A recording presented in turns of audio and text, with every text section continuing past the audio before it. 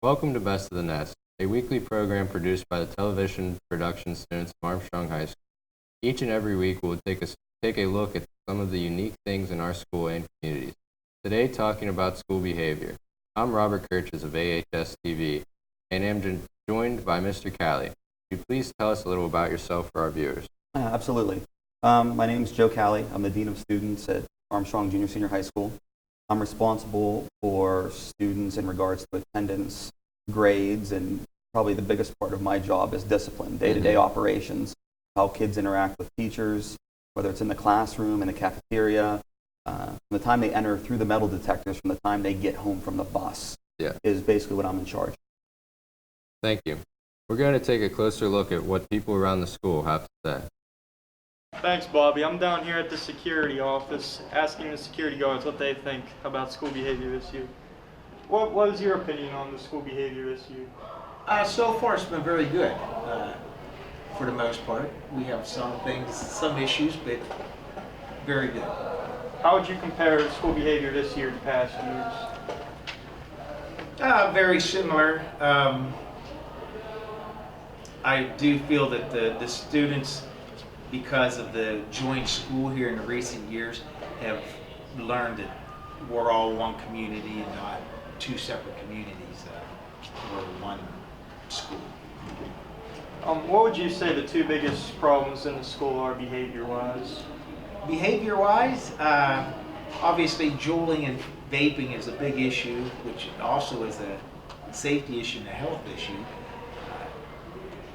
But we're going to have that regardless, but we try to approach that aggressively for the safety of the students and the health of the students. The other thing, as far as me personally, there are a lot of other issues, but coming in late for some of the older students, that being the senior high students, you know, they need to understand that they got to get to school at the right time, because that follows into the real world in a year or two. When you're out there, your employer is not going to accept you coming in 2 or 3 times a week late or behind schedule. So, but other than that, we seem to have a pretty good cap on everything. The students respect each other, our staff here, so we have a good school.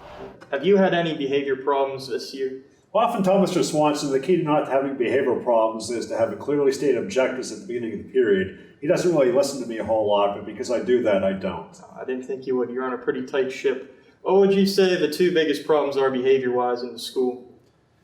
Well, the two biggest behavioral problems, when kids aren't enrolled history class, they tend to misbehave, and then kids who probably want to be enrolled history class aren't, so they act out over it. Makes perfect sense. It certainly does. Thank you for joining us, Mr. Fisher. Thank you for having me. How would you say school behavior is this year? I don't think it's any better or worse than any other year, honestly. I think that generally speaking, as our principal likes to say, we do have a pretty good group of kids here at AHS. I think that the discipline problems we experience are pretty common when you have a building with approximately 1,600 adolescents in it. Have you personally had to discipline anyone over behavior? Not in any kind of meaningful way. Like just kind of maybe not paying attention to class, or not being quiet when you're supposed to be quiet or something like that. But everyday type stuff. What would you say the two biggest problems are school behavior-wise? I feel like a lot of people, they walk around school and act like they don't even want to be here. I understand that. I understand that you haven't been here a very, very long time, but how would you say this year compares behavior-wise to previous years in the school? I feel like we have a good group of kids here. You do? Yeah. And how would you say this school compares to your past schools that you've gone to behavior-wise? I feel like it's a lot better. Like at my old schools, there would be like a lot of fighting and stuff. So yeah. All right. Well, thank you, Keelan, for joining us. And back to Bobby in the studio. Thanks, Peyton. I'm Robert Kirches of AHS-TV. For those of you just joining us, I am joined today by Mr. Cali to talk about school behavior. How has the school behavior been this year? We just wrapped up the first 9 weeks, and usually the first 9 weeks starts off pretty slow. Yeah. Business usually picks up, in all honesty, after Thanksgiving. Overall, this school year has been average, just like every other school year. Behavior, every kid starts off on their best behavior starting the school year, whether you're in 7th grade or 12th. Yeah. Kids had a nice summer break. School doesn't bother them yet. Yeah. Frustration levels are low. people don't mind being here. Usually after the first 9 weeks and leading up to Thanksgiving, business picks up a little bit. But so far, we're on par with every other year. It's been a pretty good year so far, but that could change like this. Yeah. So you'd say more towards the end of the year, like third and fourth 9 weeks, that's start having The problems. third 9 weeks is probably the most difficult because it's the longest. Yeah. The third 9 week, you come to school, it's dark. You get home, it's dark. Yeah. Plus, there's not a lot of breaks in the third 9 weeks. Yeah. The third 9 weeks is probably the one where business picks up. And the fourth 9 weeks, especially for upperclassmen around May and June, upperclassmen, especially seniors, the fourth 9 weeks is like, okay, I'm done, what's next? And that's the hard part to navigate. When a kid, especially a senior, is done, they make some reckless. Yeah. Has there been any fights this year? This year, there's been no fight. Fighting's interesting. Yeah. This is my 17th year in education, my 3rd year as Dean of Students in this building. I've seen one fight in 3 years. We do have assaults, but Yeah. fighting's pretty rare. Fighting is 2 people, fist thrown. We don't see that a lot. We've Yeah. had 1 in 3 years. We have a lot of assaults, and basically what happens is it starts with somebody running their mouth on Yeah. social media, Yeah. and it's usually a girl or a guy running their mouth on social media, and one person gets ticked, and that one person goes after that other person in school the next day or the next period. Assaults, we usually probably have about 10 assaults a year. Fights, like I said, this is the beginning of my 3rd year. We've had 1 fight so far. Yeah. So you'd say social media is a big influence on assaults and most problems, like disciplinary between students, social big factor. If there wasn't social media and cell phones, I wouldn't have a job. Yeah. But that's just now coming in. Previously, like past years before social media became a big thing, was it not really a big deal, school behavior, like between students to students? It's always been a problem, but social media makes it more difficult because parents get involved. Yeah. Believe it or not, I'll have parents that will get on their kid's handle and run their mouth to the other kid. That didn't happen when I was in school. Yeah. Mr. Rummel, Mr. Lorgan, Mr. Commodus, and I talk about this all the time. I'm grateful social media and cell phones weren't available when I was a kid. Yeah. I get they're convenient. I have young kids in school. They're very convenient. But also, you really can't deny what you say because it's in writing. Yeah. And one of the most common misconceptions, I'm just going to tell you this now, I'm sure it'll come up later, Snapchat is not this get-out-of-jail-free card. Yeah. A lot of times when we call the cops, they'll subpoena Snapchat, and they will cooperate with the local police departments, and they will find those pictures, and they will find those messages. So the best advice I give anybody is there's really never a permanent delete. Yeah. It might not be on your phone, but they'll find it. Yeah, that's a lot of people think Snapchat's just once you see it, it's gone, but it's in their database. You've had them go back and look at the records for that. Correct. Just getting back to your question, it's been more difficult with social media. When I first started, it was boys that couldn't keep their hands to themselves. Yeah. You know, boys just being boys. And it was girls, and I don't mean any disrespect by this, girls and their drama and running their mouth. Yeah. That was true when I was in school. That was true probably the first 12 years that I was a teacher. Social media and the accessibility of cell phones has blown everything up. Yeah. Has there been a lot of students that skipped class this year? There's a lot of kids every year that skip classes. Yeah. It's probably my biggest pet peeve for 2 reasons. One, it's a hard thing to correct. When you have constant skippers, I don't like to go to in-school suspension because that doesn't prove anything. Yeah. Skipping's interesting because it's only as good as the teachers turn it in as well. Usually with skippers, it goes one of 2 ways.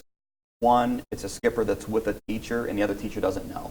And that happens quite a lot, actually. Yeah. The other one is just your blatant, I don't want to be there. And what we usually do with that is, and I know it sounds harsh, when a kid hits 20 class cuts, we file a citation with Manor Township Police. We give them a $300 fine. Yeah. Unfortunately, it's the only thing that works when we hit somebody in the pocketbook. Kids that skip usually don't care about their grades. Yeah. So if they get a 0 for that assignment, it's not really going to punish them. Yeah. Kids that skip usually want to be in school doing nothing. Yeah. So of all the things we deal with in the office, that's probably the one that I have to pull out a bag of tricks a little bit with because there's no one size fits all. Yeah. 20 skips is a lot, though, for most students. Oh, I agree. This year, skipping's the number one thing on my radar. I've had 3 cases where people have skipped 30 class periods in under 40 days. Jeez, that's a lot. Yeah. So would you say it's commonly the same people skipping year to year, or is it you get new people? In my line of work, I see 10 to 12% of the population. A lot of kids in this room, a lot of kids in this building, I've never seen them. Yeah. So whether it's skipping or not being able to keep your hands to yourself, any school violation, it's usually the same clientele, about 10 to 12% of the school population. Yeah. So is there any drug use in our school this year so far? That's a loaded question because there could be and I don't know about it. Yeah. Is there drug use in this school? It depends on how we classify a drug. If we consider vaping a drug, there are vapes in this school. There are vapes in the classrooms across this hallway right now. Yeah. When you talk about drugs, I always think of the most common one that we bust, and that's marijuana. Yeah. Marijuana, we'll catch about 3 to 5 kids a year that have whether a bowl, a joint, or a bag of marijuana. It's actually pretty rare. It was higher back in the day. Yeah. Now with the accessibility of vaping, Yeah. if we consider vaping a drug, I'd say in a school this size of 1,500 kids, right now there's probably between 250 and 350 vapes right now. Yeah. On a weekly basis, I catch between 5 and 10. There's really no way to crack down on that, is there? Like, you try your best with the metal detectors, but they always get through somehow. It's interesting. Vaping companies are pretty smart. Yeah. When they started out, there was a little bit of metal on them, and we would get them coming through the metal detector. Mm-hmm. The ones I'm catching now are more plastic than metal. And if a kid wants to vape, they're going to vape and they're going to find a way. Mm-hmm.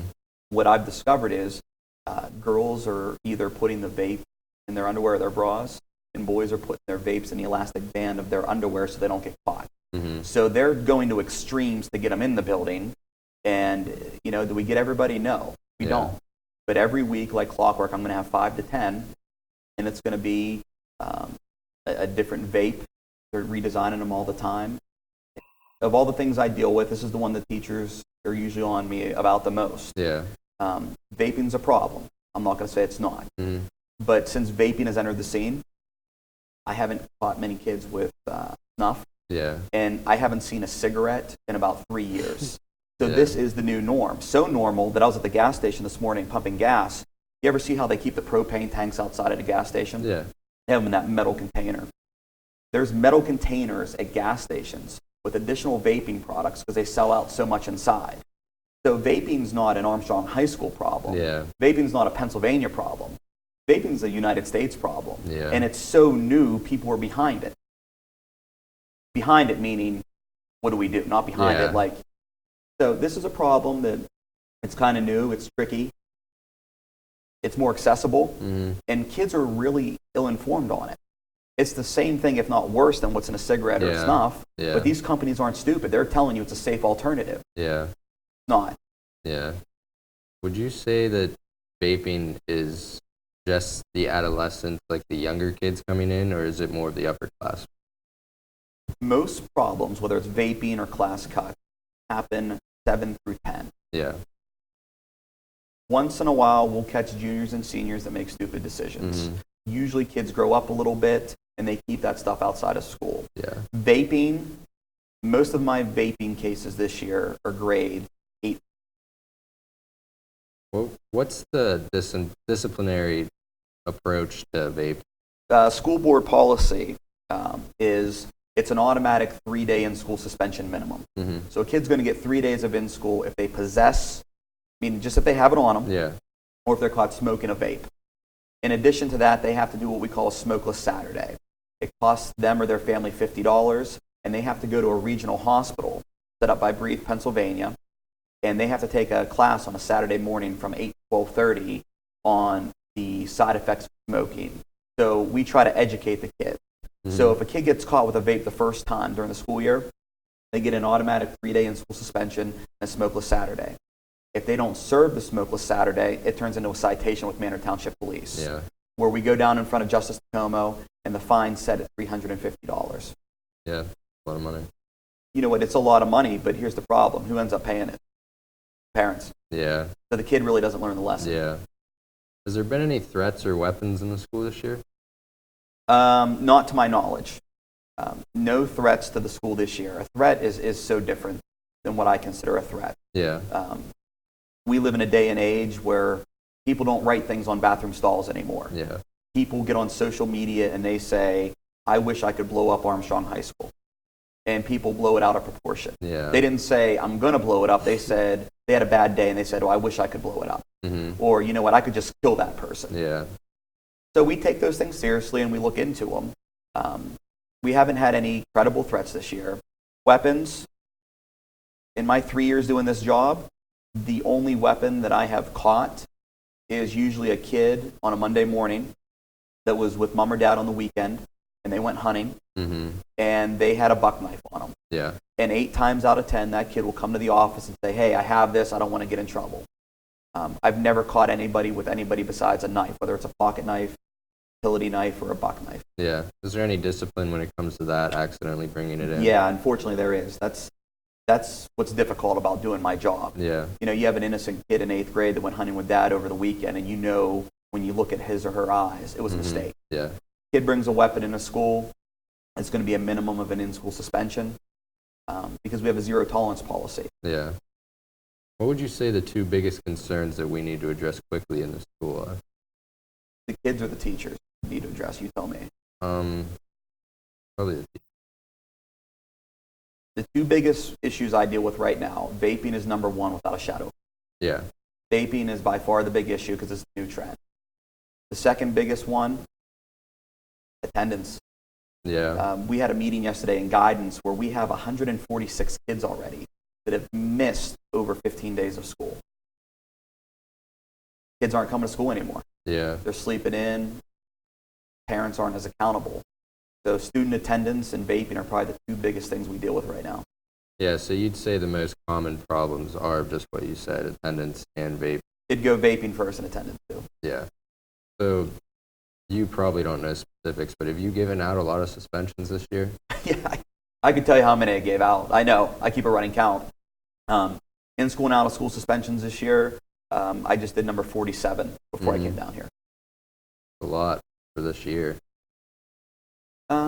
Yes and no. Really? But like we talked about earlier, it's usually the same clientele. Yeah. So day 7, they got a vape. They brought a vape in, and they got a 3-day in-school suspension. Mm-hmm. Day 48, they brought a vape in again, and they now got a more of a suspension, and now they got the fine. Yeah. So mostly the kids don't really care when they get out of school. A kid, for a student to be successful, I need 3 things in place. I need the kid on board, I need to be on board, and I need at least one parent on board. Yeah. So we'll use vaping as a situation. If I caught a kid with a vape, and we give them the standard 3-day in-school suspension, the smokeless Saturday, and they do it, it's only as good as if the parent that night or a week later says, hey, listen, this isn't going to fly. Yeah. If the parent's like, well, don't get caught again, I'm not going to pay the fine, the kid's going to say, okay, well, I'll do it again, I'll just try not to get caught. Yeah. So I really need parents on board for a lot of this to change, to be honest. Yeah. All right. Well, we're going to take a short commercial break, and we'll be right back with more of AHS-TV's Best of the Nest. I fell in love with the campus, with the people, with my IUP life.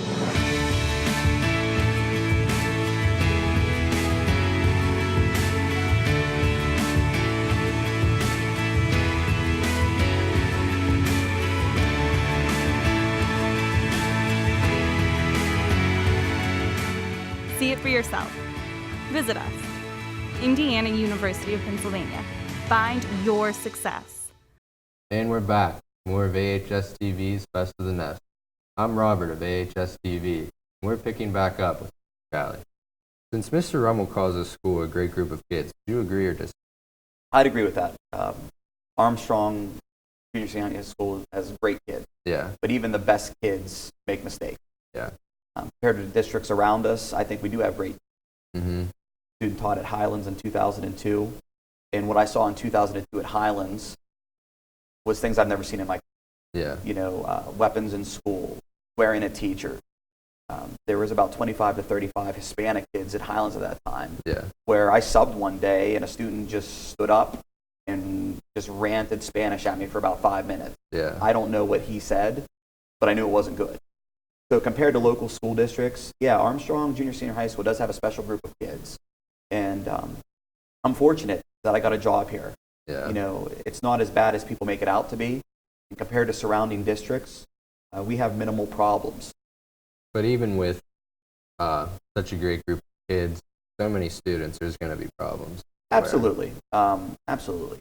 Like I said, even good kids make bad decisions. Yeah. There's going to be somebody on the National Honor Society that makes a stupid decision. Yeah. There's going to be a straight A student that gets a day of suspension or something. You know, we're going to revoke a parking pass of a great kid that just can't get to school on time. Yeah. Even the best kids aren't the best kids all the time. Yeah. We haven't seen anyone or any AHS-affiliated problems on any news in recent memory. Are we improving as a school? I think so. I mean, knock on wood, but I'll also say this, that I could go to my office right now and somebody's on Facebook over an issue. Yeah. So are our problems newsworthy? No. But in a day of social media, if they have nothing going on, they'll pick up on it. I've never personally got a call from a reporter from any local news station. Once in a while, the Catania paper will want to interview us on what's going on with the kids. But in my career in administration, I've never had a reporter approach me, anyway, for a credible story on a credible issue. Yeah. It's usually hearsay on social media. Yeah. So overall, then, back to the first question, it is really a pretty good group. It is. It is. Unfortunately, social media blows everything out of proportion. Yeah. I've seen robberies, shooting at football games, and many breakout fights at school events. Where would you rank us compared to other schools as far as getting in really serious trouble? I think we're an average school district when it comes to our issues of, you know, we have our class cutting, we have our vapes, we have some students that are disrespectful to staff. Yeah. We have robberies occasionally. Every year we probably have between 5 and 10 robberies. Yeah. Now the robbery is usually somebody that has money or a cell phone taken out of a gym locker room, all kids in gym. Robberies are pretty minimal. Football games, our football games are secure. We always have our security guards there. Yeah. Compared to other schools, I think we're ahead of the game with security. We've had security guards for almost the past 8 years. The school district my kids are in don't even have them yet. So we were ahead of the game with security guards, which I think makes us safer than the average bear. Yeah. But compared to things we see in the newspaper, like I saw there was a problem with Jeanette a few weeks ago and a problem with Penn Hills, we do a pretty good job of not having those problems in this. Yeah. So you'd say students should feel safe when they... I'll put it to you this way. I feel safe coming into the school, and if I didn't, I wouldn't work here. Yeah. Mr. Lorgan has 2 daughters in this school. I've known Mr. Lorgan for almost 2 decades. If he didn't think this was a safe school, he wouldn't send his daughters here. Yeah. I'd say a lot of parents are the same way when it... So do you think kids could sneak through the metal detectors with anything they're not allowed, like a knife or a gun or... Yeah, I do. I do. A knife, are there kids that have a knife in the school today? Possibly. Yeah. You know, we're coming into hunting season where it's more frequent. We caught a kid a few years ago that one of his classes was having a party, and he brought in a tray of brownies. And his mom, unbeknown to the kid, put a knife to cut the brownies on top of it. Yeah. You know, does that stuff happen? Absolutely. Yeah. Was it malicious? Was it going to do harm? No. Yeah. Yeah. Now, the gun thing, I will tell you this. Nobody's getting a gun in here, and I'll tell you why. In our 3 years of doing this, the only gun we've ever caught was a plastic toy gun that a kid had this year after a Halloween party he put in his book bag. It was an old school cap gun like I had as a kid. Yeah. The metal detectors picked up on it right away. The teacher went through the book bag, and it was a plastic toy gun. Getting a gun into the school would be extremely difficult. Yeah. You know, I hope in my career I never even have to worry about that. I don't worry about that, to be honest. I come to work feeling safe. I come to work knowing that our security guards and the people in the office do a great job. The problem with the metal detectors is you could probably sneak something through. Yeah. I'd probably say, personally, when I go through, if I were to go off, they kind of just look at me real quick, like look through my bag, and it's usually just given to like a pen or a binder or something. The 3-ring binders are what set it off the most. Yeah. And kids that want to get a vape in are smart enough that they put it on their body and not a book bag. A lot of them put them in their shoes now. Yeah. And even you could wear a belt, put like a vape under your thing, and then just blame it on the belt. If a kid wants to do something they shouldn't do, they're going to find a way. Yeah. And if it comes down to them putting a vape in a plastic bag and hiding in their underwear, they're probably going to get it in here. Yeah. And I always ask the kid that we catch, do you really want to put something that was in your underwear in your mouth? And they don't look at it that way. They're like, oh, I never thought of that. Yeah. I just wanted to get it here. Yeah. Would you say that the metal detectors are a foolproof plan for cracking down on things like that? It's not foolproof. It's a deterrent. Yeah. Like I said earlier, we're ahead of the game with our school security. There are schools that don't even have metal detectors. We've had them for almost 8 years now. Yeah. Metal detectors are a deterrent, knowing the kids and people that come in from the outside community, you're going to go through these before you get into our building. Yeah. So be smart about what you bring in. Mm-hmm. Is it foolproof? Nothing's foolproof. If a person wants to do harm, they're going to find a way to do harm. Yeah. So do you think the security guards make your job and the school easier and more safe? They definitely make it more safe. Officer Cravener, Officer Bramlett, Officer Bowser, Officer Zern, they make my job 10 times easier for 2 reasons. First of all, the kids know who they are and they talk to them and they have a relationship with them. Yeah. So they feel very comfortable with them. 2, if I have an irate parent comes in that is just unreasonable and is swearing in the office, I don't have to wait for Manor Township or Canyon Borough Police to get here. I could have them take the parent out and say, hey, if you don't leave now, we're going to call the cops. Yeah. They make my job 10 times easier. I trust all of them with my life. I mean that. Yeah. I don't know if you remember Officer Webb that used to be here, Yeah. Officer Stan. Yeah, I remember. You know, Stan Webb pulled me aside 3 years ago and said, I just want you to know I'd take a bullet for you. And, you know, I'm like, what do you mean take a bullet for me? Yeah. I believed him. Yeah. I think Officer Zern, Officer Bowser, Officer Bramlett, and Officer Cravener, I think they would put themselves in the line of anything to protect anybody in this. Yeah, they're all great guys. I've like talked to them going through the metal detectors. They're very personal. And they're reasonable. Yeah. For one reason. They're all ex-state cops. Yeah. So the things they've seen in the real world are major compared to this. Well, that's our show for this week. I'd like to thank Mr. Cali for joining me today. Best of the Nest is a production of the students enrolled in television production courses at Armstrong High School. Join again next week for a look at some of the unique things happening in Armstrong schools and community. Until then, from our nest to yours, have a great week.